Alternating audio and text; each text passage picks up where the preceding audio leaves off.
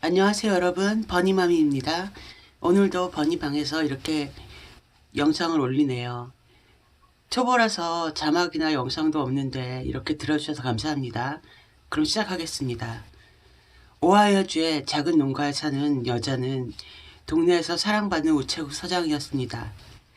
그녀가 출근을 하는 모습을 보고 이웃들은 8시구나 할 정도로 근면성실했습니다.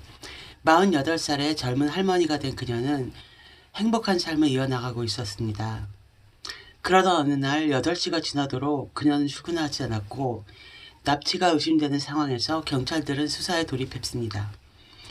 한 이웃의 증언에 따르면 수염이 있는 보통 키의 백인 남자가 그녀를 납치했고 트럭이 지나가는 바람에 찰나의 순간만 목격했다 합니다. 우체국은 정부 소속이라 우체국 당담 수사관의 사건으로 진행됩니다. 며칠이 지나도 단서를 잡을 수 없었는데 어느 날 나비를 잡으러 숲에 놀러간 한 가족이 시체를 본 것 같은데 정확한 위치를 모르겠다 합니다. 수사관은 목격자에게 최면을 받게 하고 결국 시신은 발견됩니다. 시신은 며칠 전 실종된 우체국 서장이었고 온몸에 자상을 입은 채로 백골화가 진행되고 있었습니다. 시신에서 발견된 건 보석이 빠져있는 금바지 하나뿐이었습니다. 수사는 진전이 없고 다시 몇 주가 흐른 후 폭행으로 수감된 한 남자가 범인을 알고 있다며 연락해 옵니다. 그는 이미 1급 살인으로 형을 마친 후에 다시 폭행 사건으로 수감 중이었습니다. 그는 폭행 사건으로 형을 살던 중에 애인의 도움으로 교도소에서 탈출하다가 둘 다 체포되었습니다.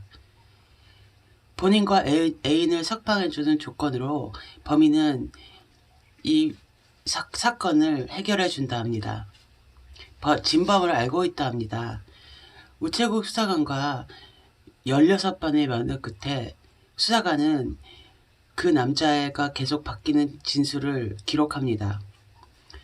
수사 중에 그는 그 남자의 친구가 사건에 연루되었다는 걸 제보로 그 친구를 체포했으나 탈출합니다. 수사관은 진술과 또 탈출범과 친구였다는 점을 이용해서 재판을 시작합니다. 친구는 탈출 후에 다시 잡혔지만 사건 당시 타 지역에 있었음이 입증돼서 제외되고 그 남자 홀로 재판을 받게 됩니다. 재판에서 수사관은 검사도 판사도 변호사도 아무도 몰랐던 진술을 하게 됩니다. 남자가 수사관에게 본인이 범인이라 자백했고 그 금반지에서 보석이 빠졌다는 것도 알고 있었답니다. 또한 수사관은 그가 범인과 애인이 석방되기 위해 폭행사건 체포 전에 살인사건을 저지르고 그 살인에 대한 진실을 본인의 이익을 위해 교묘히 이용했다 합니다. 배심원은 남자에게 무기징역을 선고합니다. 변호사는 뭔가 크게 잘못되었다는 생각에 남자에게 놀라운 말을 듣습니다. 범인이 아니며 실토한 적도 없고 반지 이야기는 수사관이 말해서 알게 된 거라고 억울하다 합니다. 변호사는 검사가 재판 내내 범죄에 대해 실토한 거에 대해 인정한 것에 대해서 어떤 언급도 하지 않았고 그 부분에 대한 기록은 없었던 거에 대해서 재심을 요구했지만 거부당했고 항소심 모두 패소했습니다. 변호사는 재판부터 몇 년간 무료로 최선을 다해서 그날의 진실을 밝히려 동분서주하다가 지병으로 사망합니다. 그 변호사의 딸은 아버지의 마지막 유언을 지키기 위해서 계속해서 수사를 진행합니다. 우체국 당담 수사관이 기록을 남기지 않았던 점, 인터뷰 때 다른 수사관과 함께했지만 그 수사관이 이를 부인한다는 점에 대해 많은 이들이 질타를 했고 재판의 결과가 잘못됨을 의심하기 시작합니다. 결국 그는 무기징역으로 26년째 수감 중이며 변호사에 따른 말합니다. 그 수사관이 본인이 틀렸다는 것을 인정하기 싫어서 수사를 조작했다 한 거라고. 글쎄요, 이미 1급 살인과 폭행 또 탈출 시도 등등 여러 가지 범죄를 지은 사람이기 때문에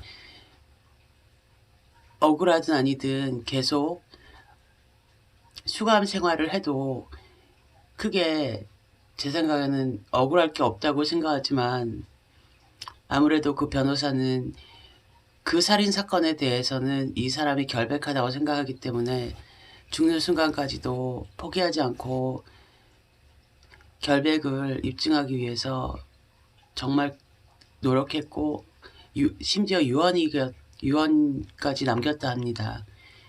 변호사의 딸도 굉장히 노력했으나 변한 건 없었고 이 사람은 실은 원래 사형에 처할 그런 형을 받았었는데 나중에 여러 가지 의문점 때문에 무기징역으로 바꿔주었다고 해서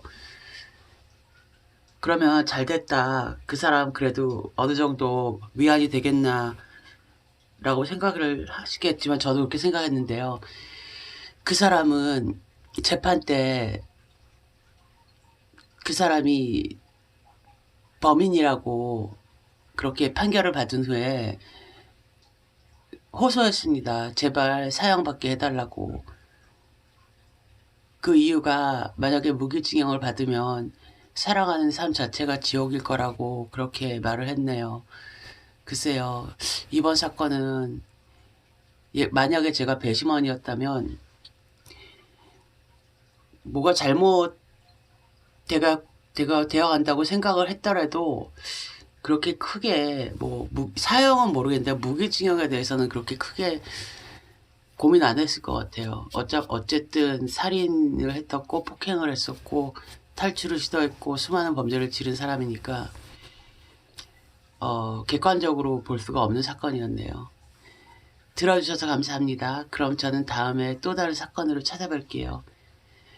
코로나 정말 모두 힘든 시간 보내고 계시죠? 지루했던 일상들이 그리워지는 그런 시기네요. 여러분 잘 극복하고 건강하세요. 감사합니다.